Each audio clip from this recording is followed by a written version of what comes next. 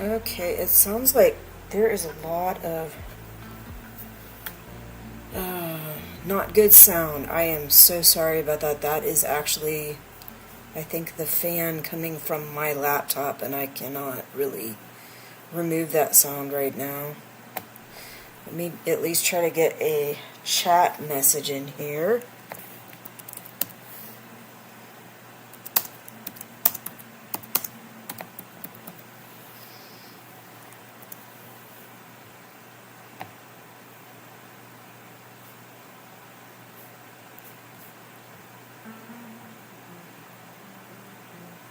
Alright. And it is in my sidebar, but not on my live stream, so let me try again.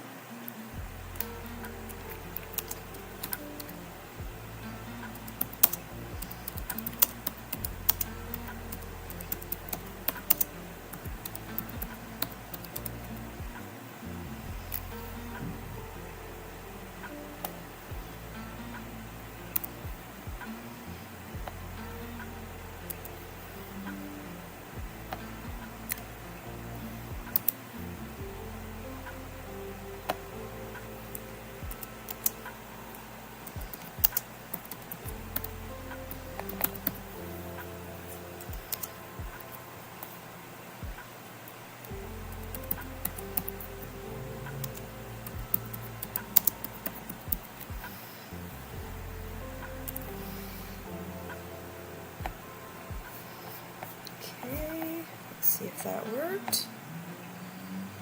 And it did. That is not good. Okay, let me see if I can fix my chat. It is... I had a problem before with it not being transparent. I managed to fix that, but I think it looks really bad like this. Like, the way that I fixed it was to add a filter with a transparency. All the other stuff wasn't working, but this does not look good. Let me let me try. Let me see if I turn that filter off, if it will look better, because it seems like it's not doing the same thing it was last time I was on. So I am hoping that that problem will just be gone. That seems to have worked, although I still don't like this white font. I know it's going to mess up any scenes that I have dark, like a dark background. Let me see. I'm going to try. I know it was on red. Let me go try it on red with a red font. See if that's any better.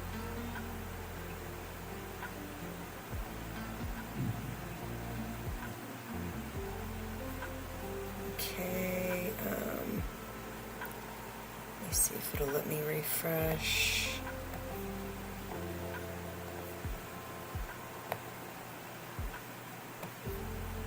Refresh current page. Nope. Okay, let me put something else in.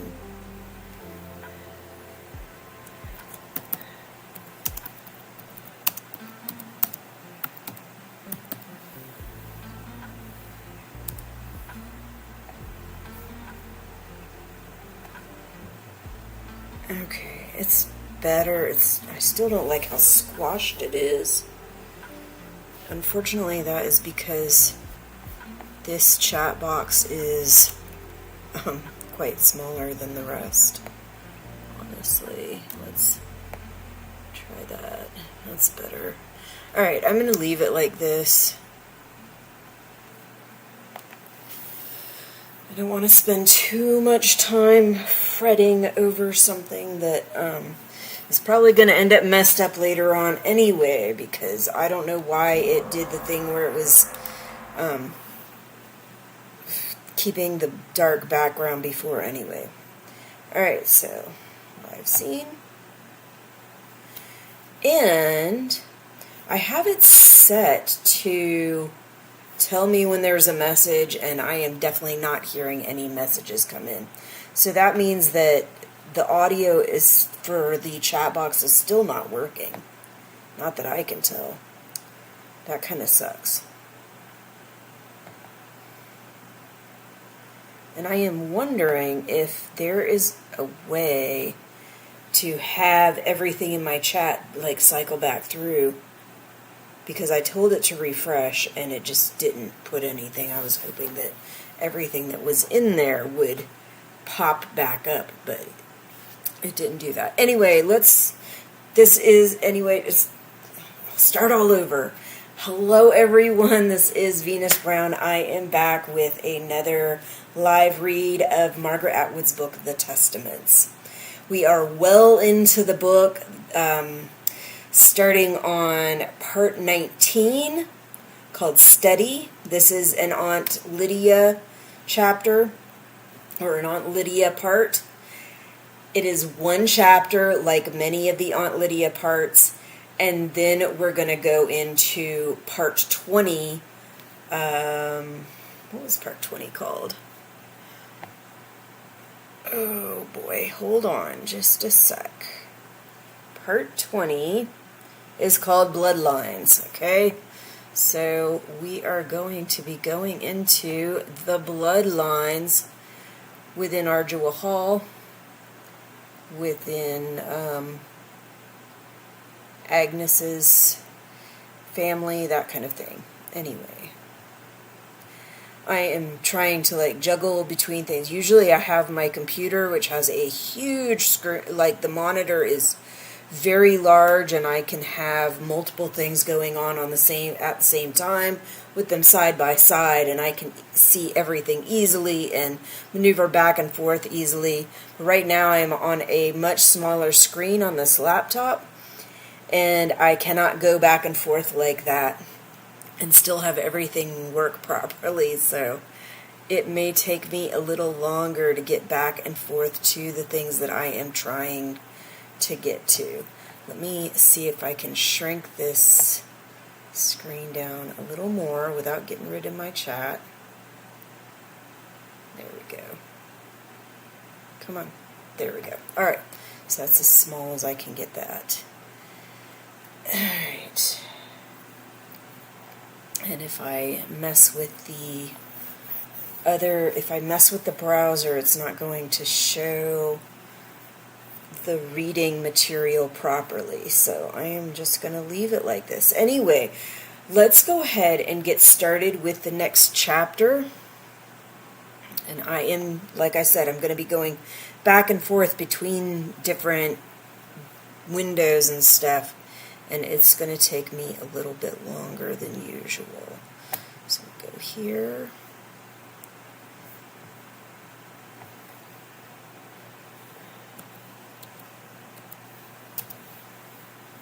Alright. That is chapter 19, Steady.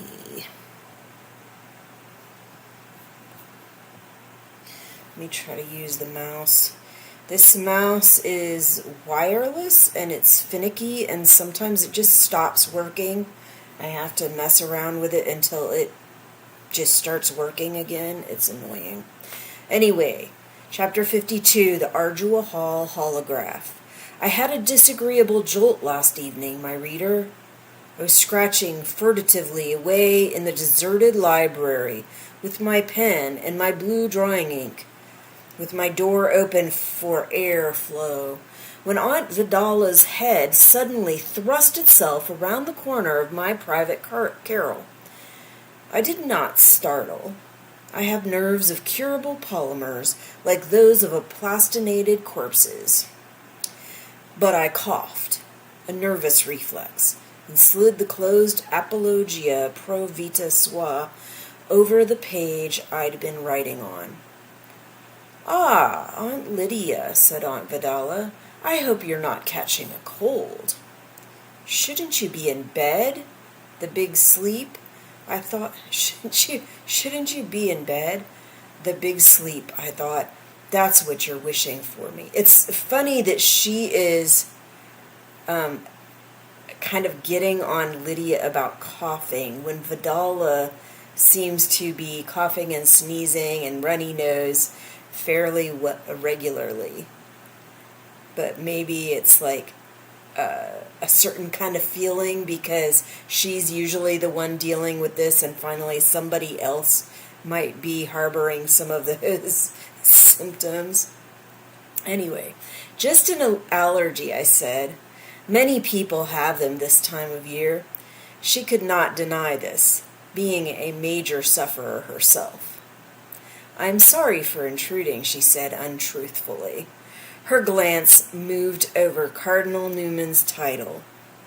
Always researching, I see, she said. Such a notorious heretic. Know your enemy, I said. How may I help you? I have something crucial to discuss. May I offer you a cup of warm milk at the Schlafly Cafe? She said. How kind, I replied. I replaced Cardinal Newman on my shelf, turning my back to her in order to slip my blue-inked page within. Soon, the two of us were sitting at a cafe table, me with my warm milk, Aunt Vidala with her mint tea. There was something odd about the Pearl girls' Thanksgiving, she began. And what was that? I thought it all went much as usual. That new girl, Jade. I'm not convinced by her, said Aunt Vidala. She seems unlikely.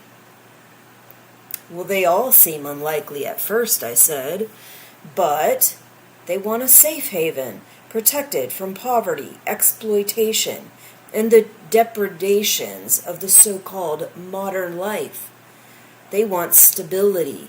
They want order. They want clear guidelines. It will take her a little time to settle in. Aunt Beatrice told me about that ridiculous tattoo on her arm. I suppose she told you as well? Really? God and love? As if we could be taken in by such a crude attempt to curry favor. And such heretical theology. It reeks of an attempt to deceive. How do you know she's not a Mayday infiltrator? We've been successful in detecting those in the past, I said. As far as the body mutilation, the youth of Canada are pagans. They have all kinds of barbaric symbols branded on themselves. I believe it shows a good intention.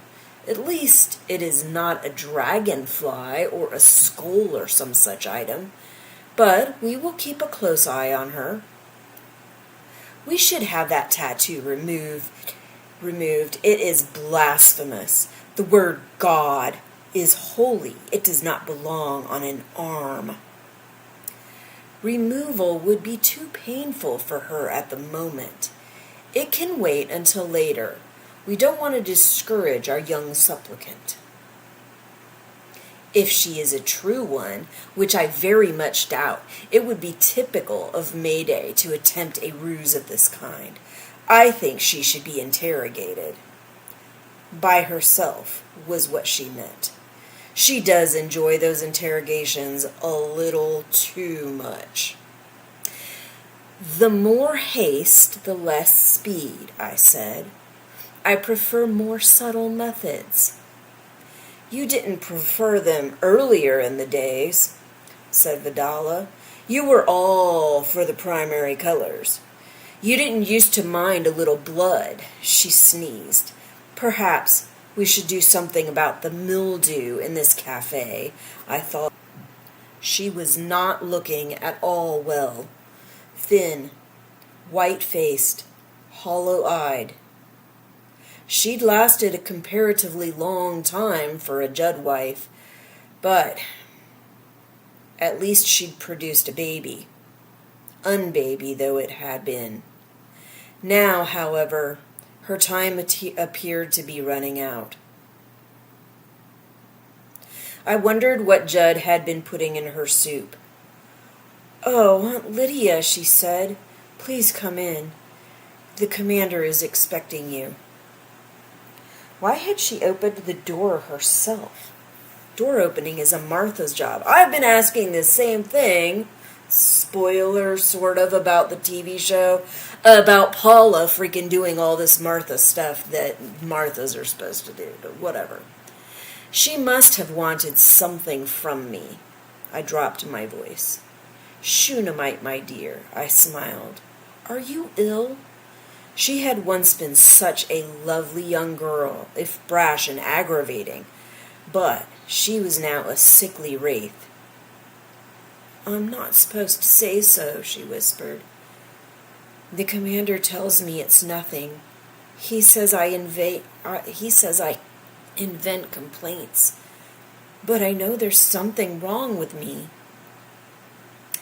I can have our clinic at Ardua Hall do an evaluation, I said.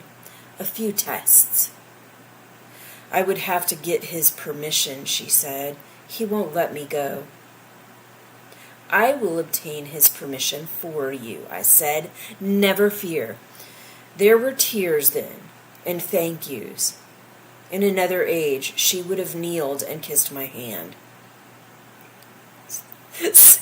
So this to me is just another line of Aunt Lydia really having this bit of narcissism, just like everything about her, like even if she is trying to help, so much of this stuff is about her and how she thinks of people and how she thinks of people reacting to her. Anyway, very egocentric. All right, Jed was waiting in his study. I have been there before, sometimes when he was in it, sometimes when he was not. It is a richly informative space. He should not bring work home with him from his office at the Eyes and leave it lying around so carelessly. On the right wall, the one not visible from the door, as one must not shock the female inmates, there is a painting from the 19th century showing a barely nubile girl without any clothes on. Dragonfly wings have been added to make her into a fairy. Fairies having been known in those times to be averse to clothing. She has an amoral, elvish smile and is hovering over a mushroom. That's what Judd likes. Young girls who can be viewed as not fully human, with a naughty core to them. That excuses his treatment of them, he thinks. The study is book-lined. Like all the commander's studies, they like to accumulate and to gloat over their acquisitions and to boast to the others about what they have pilfered. Jed has a respectable collection of biographies and histories. Napoleon, Stalin, I don't know how to pronounce that. Ceausescu? I'm not sure. And various other leaders and controllers of men. He has several high valuable editions that I envy. Dory's Inferno, Dolly's Alice Adventures in Wonderland, Picasso's Lysistrata. He has another kind of book, less respectable, vintage. Pornography, as I knew from having examined it. It is a genre that is tedious in bulk. The mistreatment of the human body has a limited repertoire. Ah, Aunt Lydia, he said, half rising from his chair in an echo of what was once considered gentlemanly behavior. Do sit down and tell me what brings you out so late. A beaming smile not reflected in the expression of his eyes, which was both alarmed and flinty. We have a situation, I said, taking the choir opposite. His smile vanished. Not a critical one, I hope. Nothing that cannot be dealt with. Aunt Vidala suspects the so-called Jade of being an infiltrator, sent to ferret out information and put us in a bad light. She wishes to interrogate the girl. That would be fatal to any productive future use of baby Nicole. I agree, he said. We would not be able to televise her afterwards. What can I do to help you? To help us, I said. It is always good to remind him that our little privateer holds two. An order from the eyes, protecting the girl from interference until we know she may be credibly presented as baby Nicole. Aunt Vidala is not aware of Jade's identity, I added, and she should not be told. She is no longer fully reliable. Can you explain that? He said. For the moment, you'll have to trust me, I said. And another thing, your wife Shunammite ought to be sent to the Common Balm Clinic at Ardua Hall for medical treatment. There was a long pause while we gazed into each other's eyes across his desk. Aunt Lydia, you read my mind, he said. It would indeed be preferable for her to be in your care rather than in mine, in case anything might happen, in case she might develop a fatal illness. Just wow. Like, really? Oh my God. In case she just might develop a fatal illness. I will remind you here that there is no divorce in Gilead. A sage decision, I said. You must remain above suspicion. I depend on your discretion. I am in your hands, dear Aunt Lydia, he said, rising from his desk. How true, I thought, and how easily a hand becomes a fist. My reader, I am now poised on the razor's edge. I have two choices.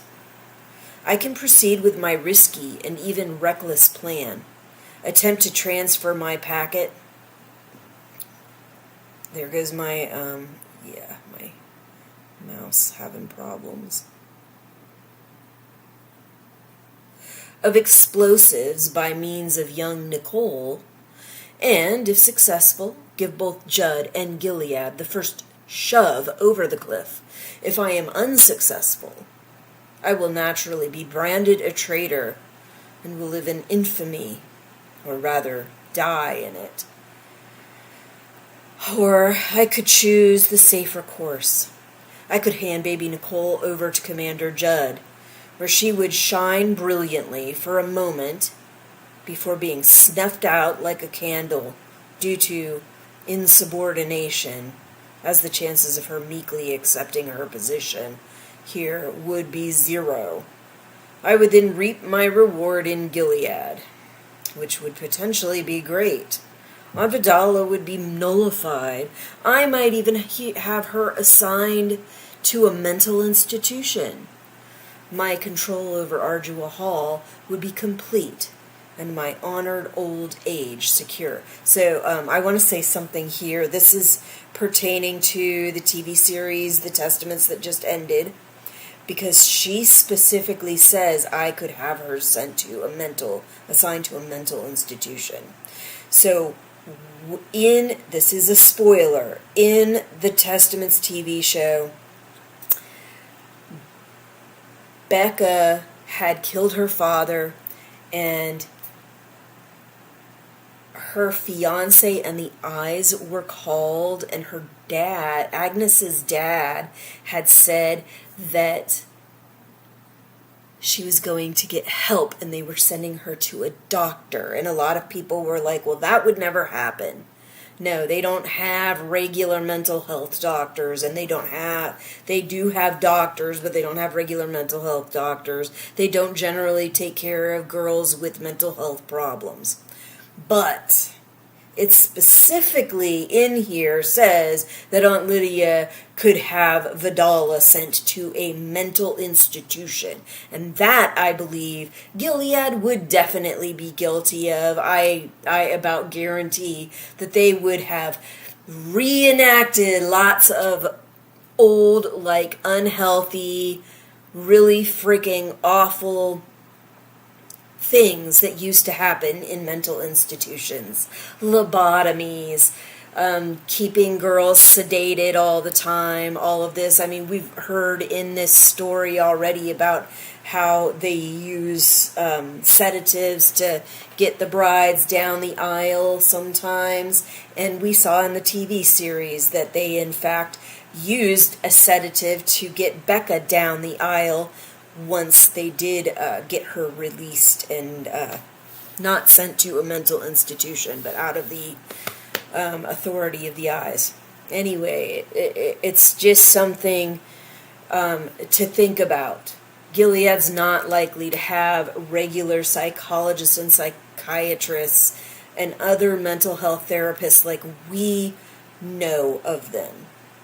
They are more likely to have mental institutions with people torturing these people, with people sedating them, with people keeping them under lock and key, putting them in isolation, things like that. Things that have primarily been stopped or out of practice now because we know that they are very unhealthy, that they cause major problems.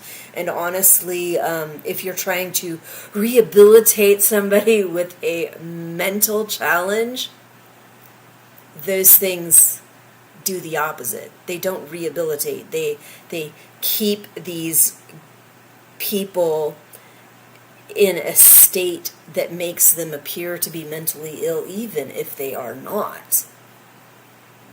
So, just keep that in mind. Gilead ain't gonna be, like, taking care of them, but they may very well put them in some sort of mental institution where they are going to be very badly tortured and mistreated and really, really lose their mind. All right, where was I?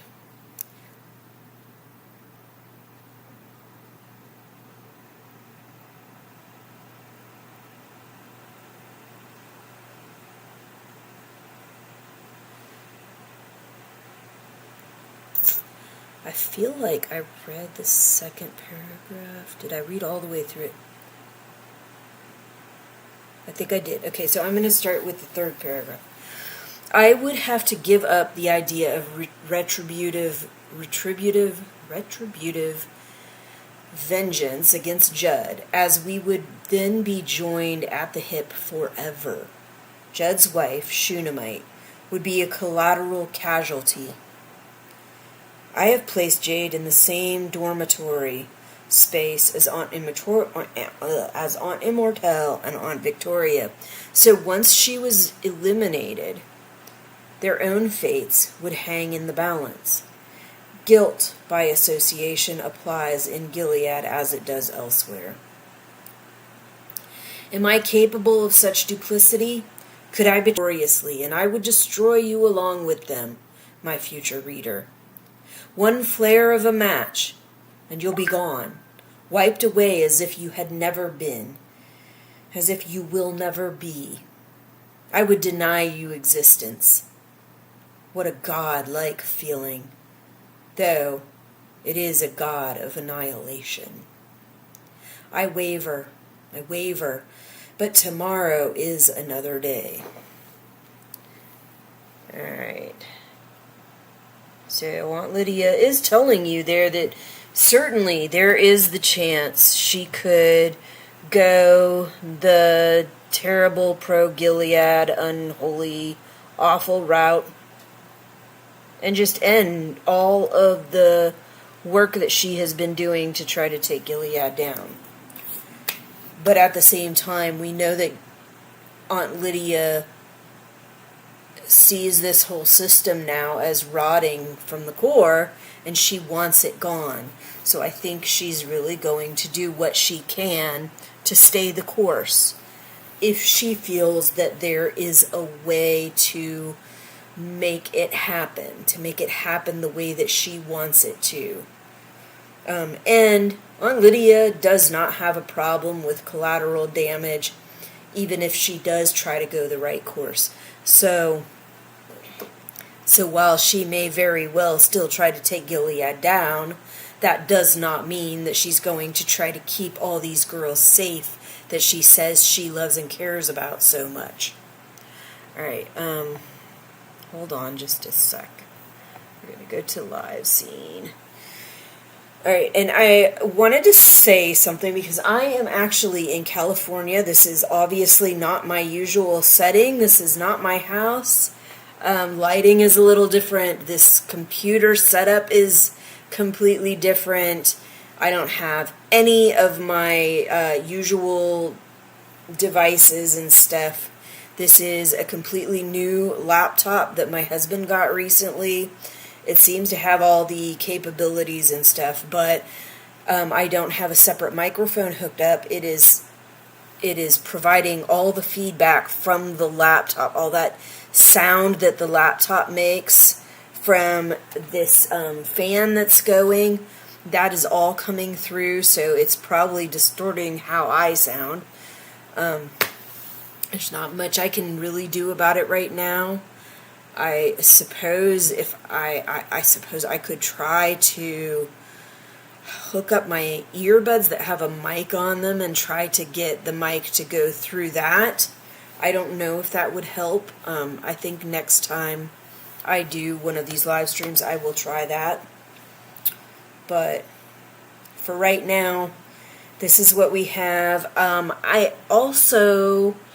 It does have a webcam, which is what I'm using, so usually I have a separate webcam that I use, and the sound on that is particularly trashy, so I don't ever use the webcam audio, but I don't know that this webcam has its own separate audio anyway, so, but I could try it and see if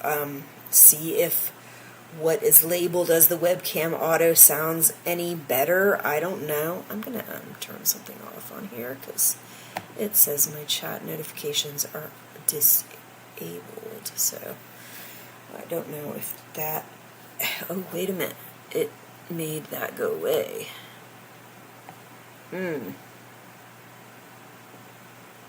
Okay, well, hopefully that's fine. Let me try sending myself another chat. But yeah, I'm in Huntington Beach right now. Usually I am in Florida at home. I'm just going to put hello.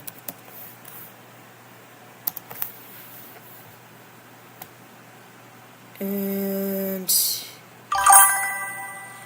there it goes. So...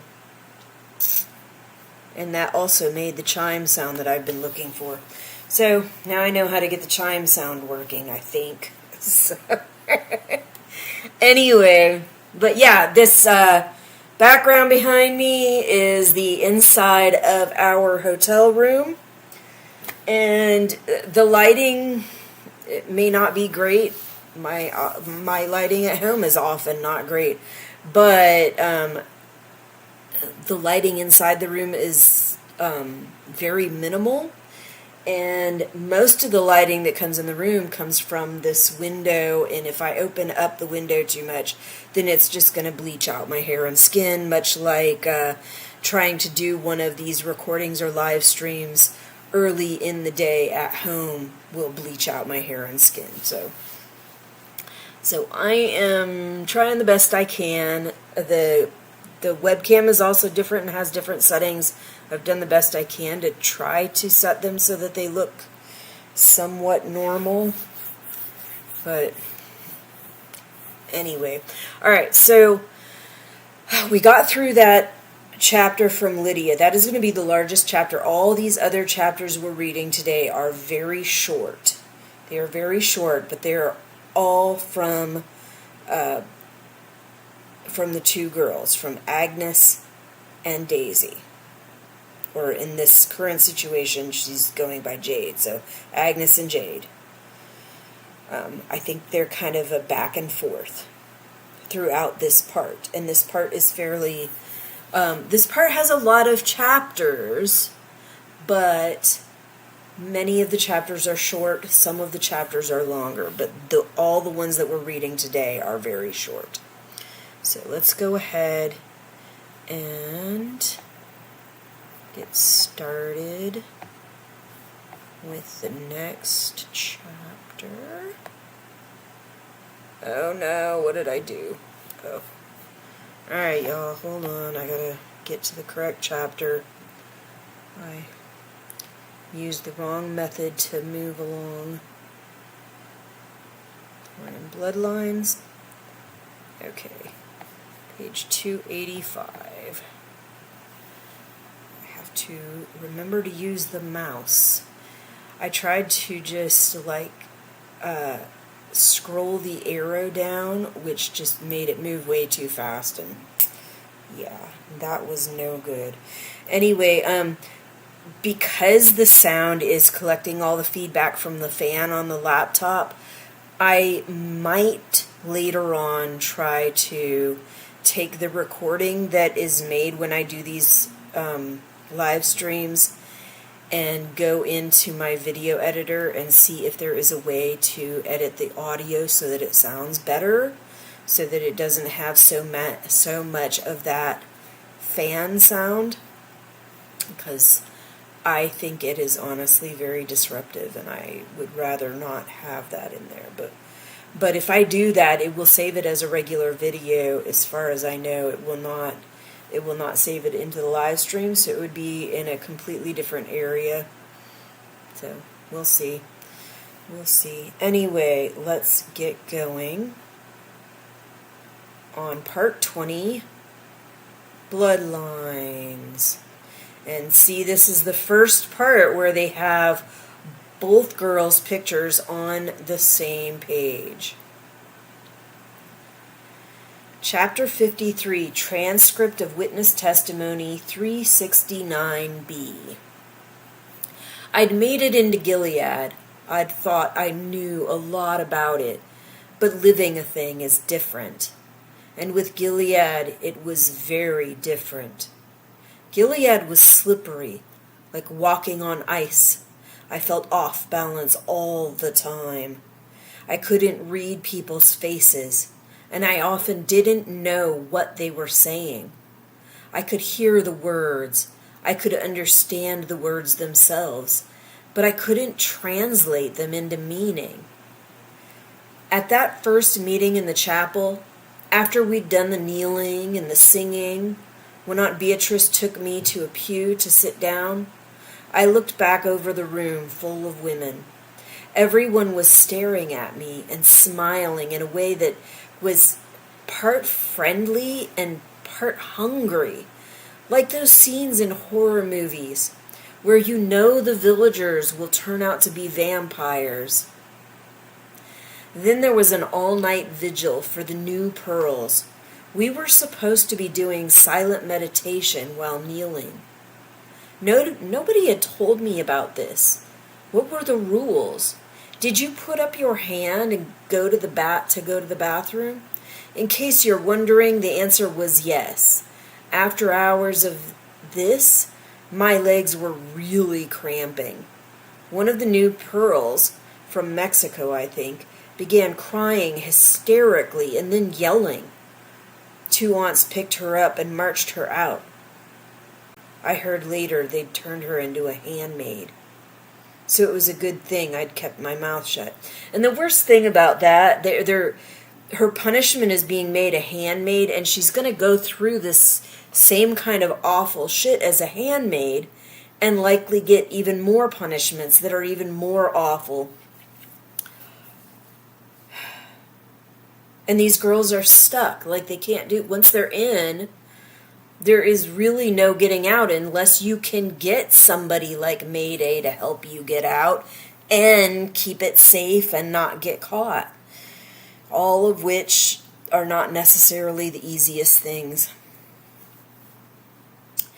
The following day, we were given those ugly brown outfits, and the next thing I knew, we were being herded off to a sports stadium where we were seated in rows.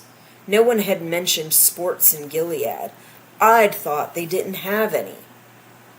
But it wasn't sports, at least not in the sense of the word that we think of it. It was a persecution. They'd told us about those back in school, but they hadn't gone into too much detail.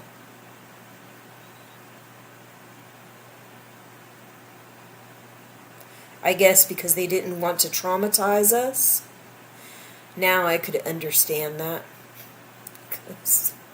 Do you really want to take a bunch of kids that are going to normal school in a normal place where they're not exposed to this and tell them what a persecution really is, and you don't want to go too in details because that is traumatizing. It was a double execution. 2 men literally torn apart by a mob of frenzied women. There was screaming, there was kicking, there was biting. There was blood everywhere, on the handmaids especially. So, how's that not a sport? I would think that is kind of a sport. It's just not the kind of sports that we're used to. It is very violent sport. They were covered in it. Some of them held up parts, clumps of hair, what looked like a finger, and then the others yelled and cheered. It was gruesome. It was terrifying. It added a whole new dimension to my picture of handmaids. Maybe my mother had been like that, I thought. Feral? I mean, definitely at times. But with all the shit that the handmaids are going through, that is like their one outlet. Which is terrible. It is terrible. It's awful. But they're keeping such a tight string on all these women, and especially the handmaids, that they need some kind of outlet. And they don't have regular sports and extracurriculars and shit like that to use as an outlet. They're not allowed to read, so they can't go read a book. They can't go do a puzzle. There's nothing there for them to use as an outlet other than this. And that is terrible. Terrible and terrifying. And of course it can make them look completely monstrous. Anyway, alright, we're just going to go on to the next chapter. Transcript of Witness Testimony 369A. Chapter 54. Becca and I did our best to instruct the new Pearl, Jade, as Aunt Lydia had requested.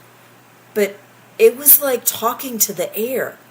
She did not know how to sit patiently with her back straight and her hands folded in her lap. She twisted, squirmed, fidgeted with her feet. "This is how women sit," Becca would tell her, demonstrating. "Yes, Aunt Immortelle," she would say, and she would make a show of trying, but these attempts did not last long, and soon she was slouching again, crossing her ankles over her knees. At Jade's first evening meal at Ardua Hall, we sat her between us for her own protection. I almost said persecution. Oh my God. For her own protection, because she was so heedless. Nonetheless, she behaved most unwisely. It was bread and an indeterminate soup. On Mondays, they often mixed up the leftovers and added some onions, and a salad of pea vines and white turnip. "The soup," she said, "it is like moldy dishwater. I'm not eating it." "Shh, be thankful for what you are given," I whispered back to her. I'm sure it's nutritious. The dessert was tapioca again. "I can't handle this." She dropped her spoon with a clatter. Fish eyes in glue. It's disrespectful not to finish, said Becca, unless you're fasting. You can have mine, said Jade. Or no, you can have mine, said Jade. People are looking, I said. When she'd first arrived, her hair was greenish. That was the sort of mutilation they went in for in Canada, it seemed. But outside our apartment, she had to keep her hair covered. So this had not been generally noticed. Then she began pulling hairs out of the back of her neck. She said this helped her think. You'll make a bald spot if you keep doing that, Becca said to her. Aunt Estee had taught us that when we were in the Ruby's premarital preparatory classes, if you remove hairs frequently, they will not grow back. It is the same with eyebrows and eyelashes. I know, said Jade, but nobody sees your hair around here anyway. She smiled at us confidingly. One day, I'm going to shave my head. You can't do that. A woman's hair is her glory, said Becca. It's been given to you as a covering. That's in Corinthians 1. Only one glory? Hair? Jade said. Her tone was abrupt, but I don't think she meant to be rude. Why would you want to shame yourself by shaving your head? I asked, as gently. She said it gently. Why would you want to shame yourself by shaving your head? I asked as gently as I could. If you were a woman, having no hair was a mark of disgrace. Sometimes, after a complaint by a husband, the aunts would cut off a disobedient or scolding econo-wife's hair before locking her into the public stocks. To see what it's like to be bald, said Jade. It's on my bucket list. You must be careful what you say to others, I told her. Becca, Aunt Immortelle, and I are forgiving, and we understand that you are newly arrived from a degenerate culture. We are trying to help you. But other aunts, especially the older ones, such as Aunt Vidala, are constantly on the lookout for faults. Yeah, you're right, said Jade. Yes, Aunt Victoria. What is a bucket list? Becca asked. Stuff I want to do before I die. Why is it called that? It's from Kick the Bucket, said Jade. It's just a saying. Then, seeing our puzzled looks, she continued. I think it's from when they used to hang people from trees. They'd make them stand on a bucket and then hang them, and their feet would kick, and naturally they would kick the bucket. Just my guess. That's not how we hang people here, said Becca. No, you're just so much more civilized there. Okay, all right. On to chapter 55, and as you can see, it's really short. This is not even a full page.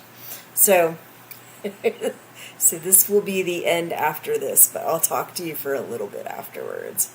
All right, so chapter 55, transcript of witness testimony 369b. I quickly realized that the two young aunts in doorway C didn't approve of me. But they were all I had, because I wasn't on talking terms with anyone else. Aunt Beatrice had been kind when she'd been converting me back in Toronto. But now that I was here, I was no longer any concern of hers. She smiled at me in a distant way when I passed her, but that was all. When I paused to think about it, I was afraid, but I tried not to let fear control me. I was also feeling very lonely. I didn't have any friends here, and I couldn't contact anyone back there. Ada and Elijah were far away. There was no one I could ask for guidance. I was on my own, with no instruction book. I really missed Garth. I daydreamed about the things that we'd done together, sleeping in the cemetery, panhandling on the street. I even missed the junk food we'd eaten. Would I ever get back there? And if I did, what would happen then? Garth probably had a girlfriend. How could he not have one? I'd never asked him because I didn't want to hear the answer. But one of my biggest anxieties was about the person Ada and Elijah called the Source. Their contact inside Gilead. When would this person show up in my life? What if they didn't exist? If there was no Source, I'd be stuck here in Gilead because there wouldn't be anyone to get me out.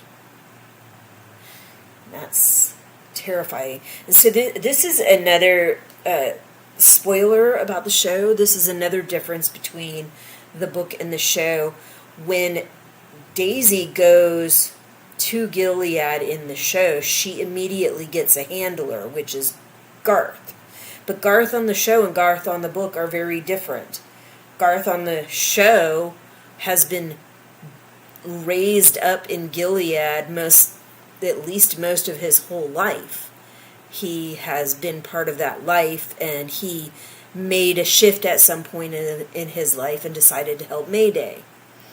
Garth in the book was born and raised I think he was born and raised in Canada. He was in Canada when Daisy met her, and when Daisy went to Gilead, she had to leave Garth behind. So, very different. Here, let me go to the live scene. Alright. So, yeah, it's... I think some of the stuff, the more TV spoilers, I think some of the stuff in the TV show where they were showing Daisy seeing these people hanging, seeing like the ill treatment that was received from anybody suspected to be Mayday or anything like that, anybody suspected of deprived activities that she was seeing were having arms removed, were being killed, and she was getting very, very afraid. And then there was this flower girl that takes that the professional florist. She came up to Daisy and told her that she needed out because she was getting really worried that she was going to get caught and hung. And what happens? The girl's fucking taken away, and Daisy finds out later on down the road that she has in fact been hung. So she's really, really scared, and I think this is what they're trying to go... I think that chapter that we just read is where they're trying to present that idea that she is in this strange land that is much worse than what she had ever realized before when she was in Canada, that it is terrifying, and that she is scared to death that she's going to end up dead. And honestly, the way she is... That is likely. If it were not for the fact that Aunt Lydia is actually looking out for her, she probably would end up dead very quickly. Though, something that she brought up made me think. She talked about how the girls from the Pearl Girl over in Canada kind of helped her out and made her feel better and everything. But then once she turned her over to Gilead, she was no longer there. She was no longer any form of support. And she has to go from this completely different life in Canada to a Gilead Pearl Girl who's expected to do all these things that would never occur, would never happen in her prior life. There's like no transition. And to me, that doesn't make sense. Even for girls that are like, that are really like all in with the zealotry and turning over a new leaf and deciding they're going to leave this horrible life that they have in Canada because they're homeless and on drugs or whatever. Like, they're going to leave all that behind and they're going to join this cult basically in Gilead and turn over a new leaf and completely submit to them. Like, even those people that are like that are not going to be able to just go from what they were, who they were, to being able to handle all the Gilead shit without getting themselves killed. That's just completely unrealistic. And especially when you're talking about they're intentionally targeting people that were on drugs, people that were living in the streets, people that have had a hard, rough life. Those people are going to be rough around the edges in a way that many of us don't understand, and a Gilead person is sure as shit not going to understand. So just having Pearl girls come and collect them, and then after a couple days sending them to Gilead with no transition, no training whatsoever, is completely stupid in my opinion. Like, that is not going to work. You're going to have a whole bunch of dead Pearl girls. A whole bunch. The Pearl girls that got them, the Pearl girls that are gotten. Like, a whole bunch of them are going to end up dead because those situations are going to be so fucking terrible. And Gilead's not going to be willing to put up with that shit either. They're going to be like, we're supposed to be doing this new program to try to get new converts, but most of them are ending up dead because they're not ready for Gilead. Like, that's what the reality would be.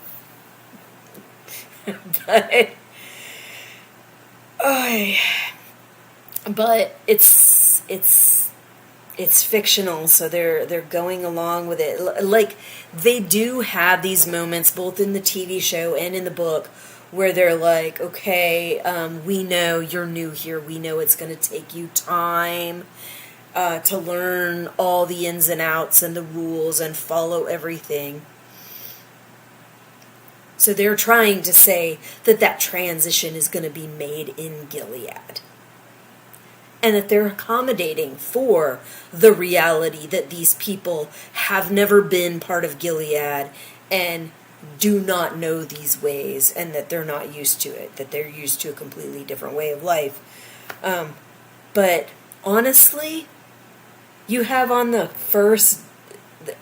at the very beginning, Vidala's like, oh, I don't trust this girl. Like, she just came in. It was the next day, and Vidala's like, no, her behavior tells me that she is not serious, and that she, like, one day, that means no transition time. So while Lydia is trying to give them some transition time, and on the TV show, Aunt Este is trying to give them transition time and stuff like that, you've got people like Aunt Vidala who are like, no, as soon as you mess up one time, the day after you get there, when you've had no time to freaking learn the ins and outs of any of this at all, and she's like, yeah, this girl ain't right. She's not a true believer. We need to interrogate her.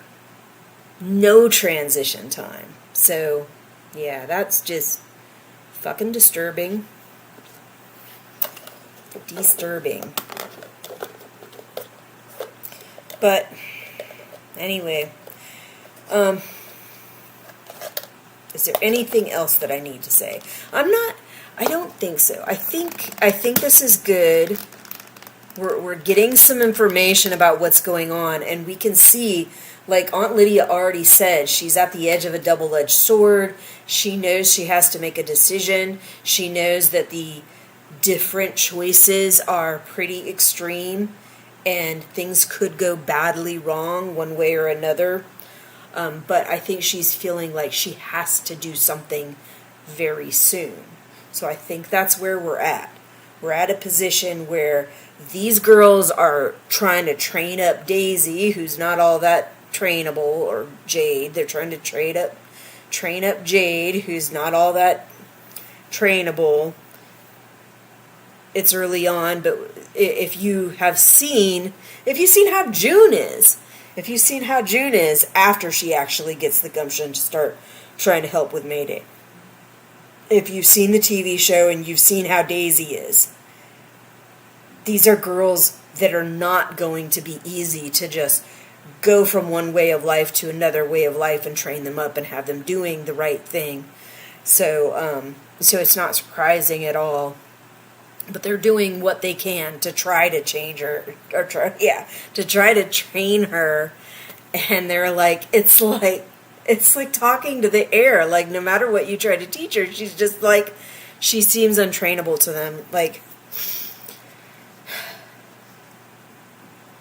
but yeah, I do think, though, that we're getting to a spot where Aunt Lydia's like, okay, we got to actually start getting things in motion. I do imagine they're going to have to get Daisy a little more in line before they start getting her out of there. Plus, she's got to make some better connections with Becca and Agnes before Aunt Lydia is going to be able to trust that they're all going to be able to work together like they need to in order to make things happen. So anyway, and yes, I have read this whole book before, but it has been a long time, so I don't remember how everything goes. So I'm just guesstimating as to where we are in the book, and I think that we're getting close. We just still have some hurdles that have to be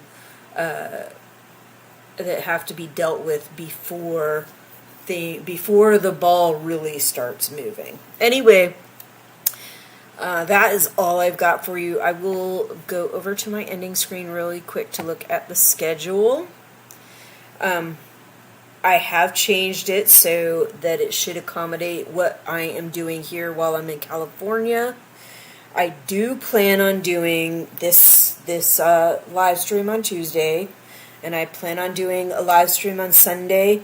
I don't know if it'll be as early as usual because I am 3 hours behind here, so I may change the schedule a little bit for Sunday, just because I don't know how awake I will be. And plus, it would be nice for me to get some breakfast before I do my live stream, so it might be better if I do it the same time I did the live stream today, the one on Sunday. Tokyo Ghoul Re is, I think episode 1 will air on Friday, and I will be publishing it on Friday, and then I am planning to do a House of the Dragon teaser. I'm going to do that Wednesday. I was going to do it today, but I don't really, I'm trying to split things up a little bit so that I have time to go out and enjoy myself in Huntington Beach, enjoy the beach, enjoy the pool, I have a friend over here from the military. I'm going to hang out with her part of the time that I'm here, hang out with my husband, of course, just enjoy the sights and things like that. There's Pride events coming up this week, and I plan on going to Pride March in LA, in Hollywood, I think it is, on Sunday. And then plus my husband has us both scheduled to go to Hollywood Studios on Saturday, so I'll be in the Hollywood area